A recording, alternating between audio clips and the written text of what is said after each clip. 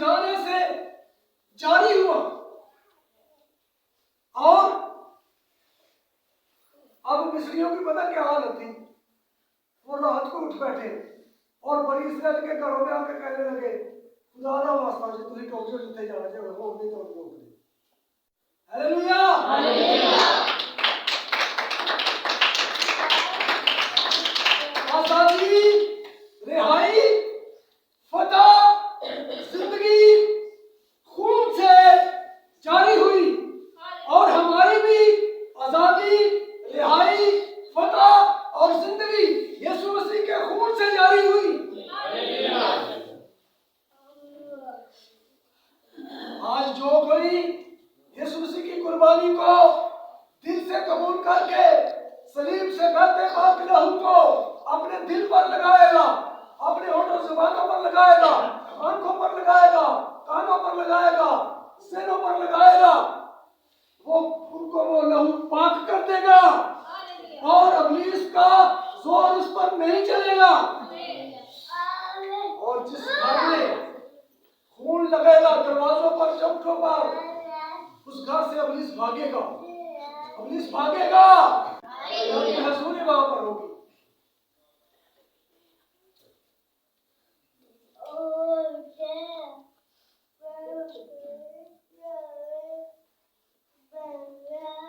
और फिर जब मिस्री निकले, बनी इस्राएल निकले मिस्र से, बनी इस्राएल जब मिस्र से निकले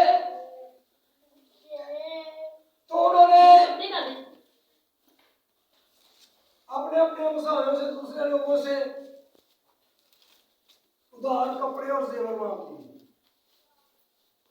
बाद लोग इसमें एतराज करते हैं कि ये तो नहीं ना सही, लेकिन ये सही इसलिए है कि उनकी 400 साल की मजदूरी नहीं मिली थी, वो वापस नहीं लेनी थी उन्होंने। 400 साल की मजदूरी किधर जा रही है, वो ली, उन्होंने उनसे जेवर लिए, कपड़े लिए, और फिर भी कहने लगे जेवर भी ले लो, कपड़े भी ले लो, सारी जान चले। वो निकले बड़ी फतहमंदी से, बड़ी आजादी से, बड़े फख्र से, बर्रे के खून से। और ये बर्रे का खून यीशु मसीह जो दुनिया जहां जहां बढ़ रहा है उसकी अक्कासी करता है। जो आज वो उस बर्रे ने तो सिर्फ एक कौम बनी इस्राएल को छुड़ाया, और यीशु मसीह बर्रे का खून पूरी दुनिया की कौमों में से लोगों को छुड़ाता, आजाद करता और जिंदगी देता है। करते करते बहरे गुलजम पर आ गए, समुद्र पर आ गए, समुद्र पर आ गए। उधर पीछे से मिस्रियों को फिर इब्लीस ने भड़काया, यार वो तो तुम्हारे गुलाम थे, तुम्हारे काम काज करते थे, कौन करेगा काम काज, खुद करोगे, चलो उनको लेके आओ वापस। वो रथों घोड़ों पर सवार हो गए, तलवारें, नेज़े, ढाले और डंडे सोटे लेकर उनका पीछा करने को निकल आए। बहुत बड़ा लश्कर चला जा रहा था मिस्रियों को, बनी इस्राएल को वापस लेने के लिए। बनी इस्राएल समुद्र के किनारे खड़े हैं, समुद्र पार जाना है, क्या करेंगे। पीछे देखा तो मिस्रियों की फौज आ रही है हमला करने के लिए, अब क्या करें। घबरा गए, डर गए, रोने लगे, मूसा क्यों लेके आया हमें यहाँ, उठे चंगे सब।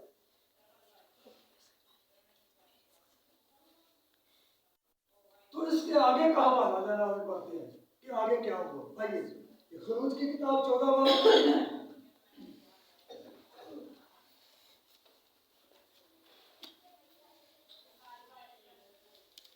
13 से शुरू करेंगे और चंद याद पढ़ेंगे। तब मूसा ने लोगों से कहा, डरो मत, चुपचाप खड़े होकर खुदावंद की निजात के काम को देखो जो वो आज तुम्हारे लिए करेगा। गौर से सुनो, गौर से। क्योंकि जिन मिस्रियों को तुम आज देखते हो उनको फिर कभी अब तक न देखोगे। खुदावंद तुम्हारी तरफ से जंग करेगा और तुम खामोश रहोगे। और खुदावंद ने मूसा से कहा, तुम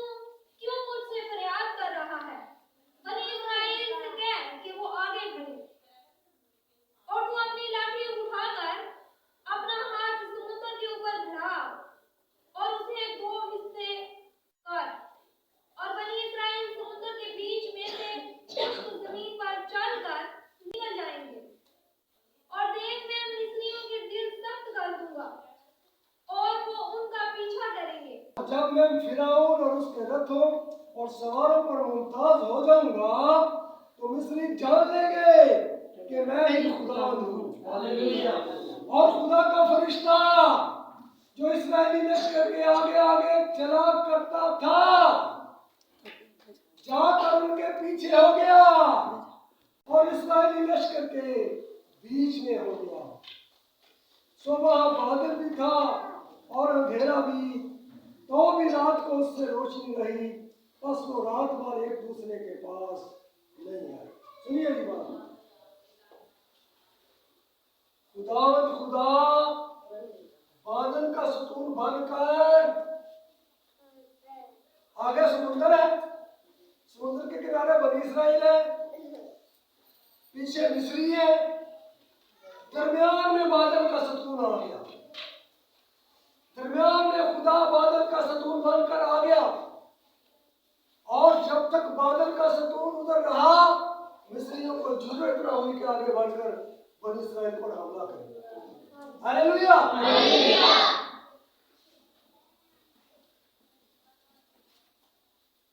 फिर मूसा अपना हाथ समुद्र के ऊपर बढ़ाया और खुदावंद ने रात भर तुंद पूर्वी आंधी चलाकर और समुद्र को पीछे हटाकर उसे खुश्क जमीन बना दिया और पानी दो हिस्से हो गया और बनी इस्राएल समुद्र के बीच में से खुश्क जमीन पर चलकर निकल गए और उनके दाहिने और बाएं हाथ पानी दीवार की तरह। कितनी अजीब बात, उनके दाहिने और बाएं हाथ पानी किस तरह था? भाई पानी कभी दीवार की मदद भी हुआ है? मेरे और आपके खुदा की कुदरत है, वो हमारा कुदरत वाला खुदा आज भी वो झूठ है, जिंदा है, हमारे दरमियान है और हमारे लिए मुझसे करना चाहता है।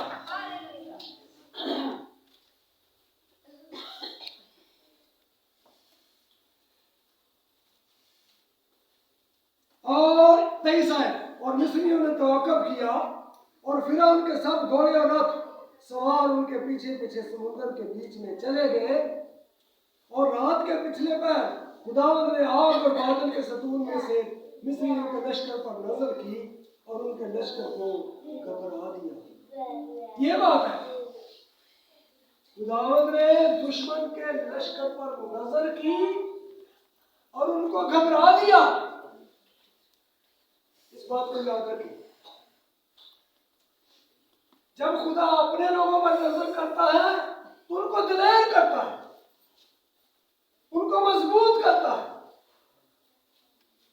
लेकिन जब खुदा अपने लोगों के दुश्मनों पर नजर करता है तो उनको क्या करता है? घबरा देता है। Hallelujah, hallelujah.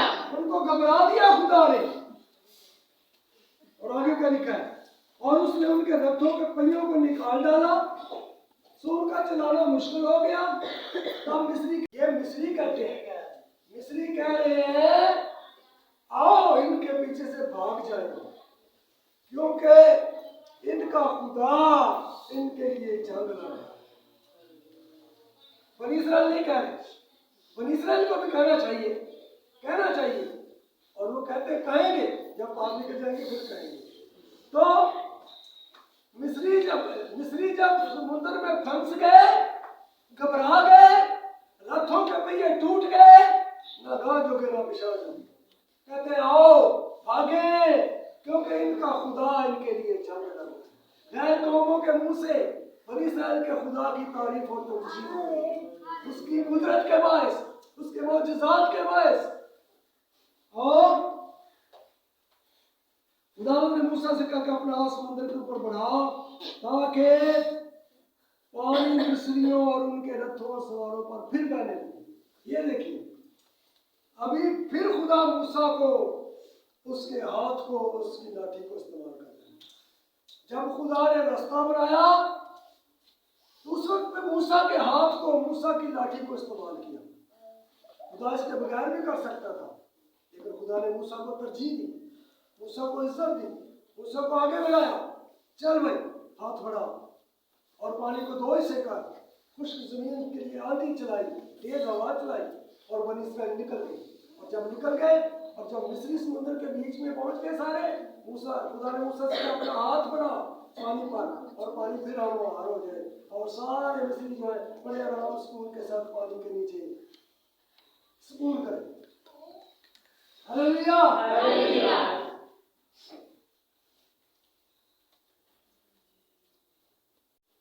और मूसा ने अपना हाथ समुद्र के ऊपर बढ़ाया, और सुबह होते होते समुद्र फिर अपनी असली कुव्वत पर आ गया, और मिस्री उल्टे भागने लगे, और खुदावन ने समुद्र के बीच ही में मिस्रियों को तय बांधा कर दिया, और पानी पलट कर आया, और उसने रथों और सवारों और फिर उनके सारे लश्कर को जो इस्राएलियों का पीछा करता हुआ समुद्र में गया था गर्क कर दिया, और एक भी उनसे बाकी न छूटा। पर बड़े समुद्र के बीच से खुश्क जमीन पर चलकर निकल गए, और पानी उनके दाएं और बाएं दीवार की तरह रहा। तो खुदावंद ने उस दिन इस्राएलियों को मिस्र के हाथ से इस तरह बचाया, और इस्राएलियों ने मिस्रियों को समुद्र के किनारे मरे हुए पड़े पाया, और इस्राएलियों ने वो बड़ी कुदरत और जो खुदावंद ने मिस्रियों पर ज़ाहिर की देखी, और वो लोग खुदावंद से डरे, और खुदावंद पर उसके बंदा मूसा पर इस बहरे कुलसम के पानी में से गुजरने को बपतिस्मे की तमसील कहा गया है, कि ये एक बपतिस्मे की मिसाल है, पानी के बपतिस्मे की मिसाल है, कि उनके ऊपर नीचे पानी था, दीवार की तरह था, उनके सर से भी ऊंचा था, ऊपर था, और वो उस में से गुजरे तो गोया उन्होंने लिखा है कि उन्होंने मूसा का बपतिस्मा लिया,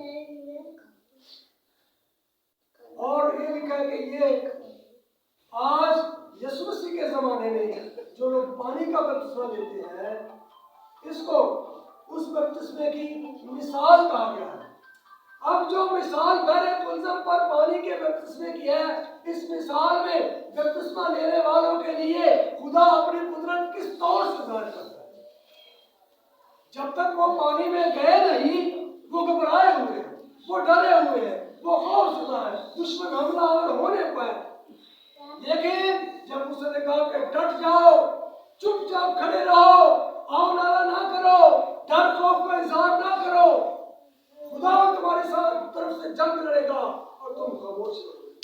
तो फिर ऐसा ही हुआ, उन्होंने मिस्रियों की तरफ देखना बंद कर दिया, अपने खुदा की तरफ देखना शुरू किया, खामोश हो गए, और खुदा के मौजूदगी का इंतजार करने लगे, खुदा की कुदरत का इंतजार करने लगे। ईमान उनकी जिंदगी में आया, और जो खुदा मूसा ने हाथ बढ़ाकर पानी को दो से किया, वो इनका ईमान और मजबूत हो गया, और वो कूद कर दरिया के अंदर चले गए, ताकि पानी के बपतिस्मे की मिसाल को पूरा कर सके, ताकि यीशु मसीह की कुदरत को अपनी जिंदगियों के अंदर हासिल कर सके। बपतिस्मे से पहले वो खौफ की हालत में थे, दुश्मन के हमले की जद में थे, कोई उम्मीद न थी, लेकिन जो ही वो बपतिस्मे की मिसाल में से गुजरे, पानी में से गुजरे, बपतिस्मे की मिसाल को पूरा किया, खौफ खत्म हो गया, डर खत्म हो गया, खतरा खत्म हो गया, दुश्मन खत्म हो गया, कुछ भी बाकी नहीं रहा। और आज नए अहद में यीशु मसीह के नाम में, बाप बड़े रूह कुदस के नाम में जो पानी का बपतिस्मा लेता है, उसके लिए बहुत सारी मुसीबतें जो है वो दूर हो जाती है, पीछे हट जाती है, और उनके लिए बहुत सारी फतहबंदियां जो है वो आगे जारी हो जाती है। और वही बादल का सतून जो दुश्मन की राह में रुकावट बन गया था, वो उनके साथ साथ चलता है, उनके साथ साथ चलता है। लिखा है वो बादल का सतून दिन को और आग का सतून रात को उनके सामने से हटता ना था। ये 24 घंटे ड्यूटी थी खुदा की हजूरी की, और हमारे लिए यीशु ने वादा किया है, तालीम दो कि जिन बातों को मैंने तुमको हुक्म दिया है उस पर क्या करें, अमल करें। बोलिए क्या करें। फिर क्या लिखा है, और देखो मैं दुनिया के आखिर तक हमेशा तुम्हारे दुनिया के आखिर तक हमेशा तुम्हारे। इसलिए जो पानी का बपतिस्मा लेने वाले घबराए नहीं, उसने कहा कि मैं तुम्हारे साथ हूँ, ये जंग मैं लड़ूंगा, तुम्हें फतह दूंगा, तुम्हें बरकत दूंगा, तुम भरते जाओगे, और अपनी वादा की हुई सरजमीन नए यरूशलेम के शहरी बन जाओगे। हालेलुया।